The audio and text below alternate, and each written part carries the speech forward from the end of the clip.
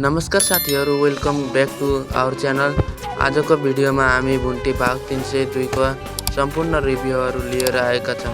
यो एपिसोडमा भुन्टीको जीवनमा नयाँ लभ स्टोरीको सुरुवात भएका देख्न पाइन्छ, जसले कथा अझै रोमाञ्चक बनाएको छ।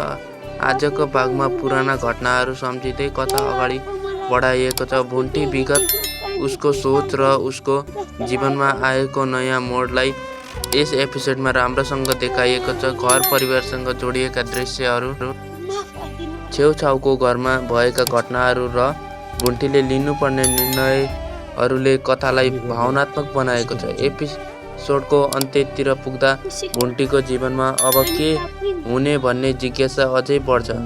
उसले छोड्नु परेको घर, उसको आफ्नै ठाउँप्रतिको माया र भविष्यप्रतिको आशा दर्शकलाई अर्को भागमा हेर्न बाध्य बनाउँछ।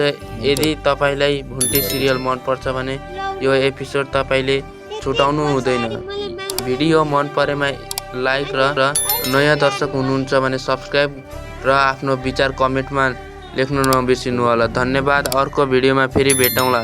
आजको भिडियो कस्तो लाग्यो कमेन्टमा गएर त्यो पनि गर्नु होला। भुन्टीको लभ स्टोरीको बारेमा तपाईले के कस्तो जिज्ञासात्मक प्रश्न रहेको छ भने कमेन्ट गर्नु होला। हामी त्यो जिज्ञासात्मक प्रश्नको उत्तर खोजेर हामी तपाईलाई वितरण गर्नेछौँ। आजको लागि यति नै भिडियो। अब भोलि भेटौँला। बाई।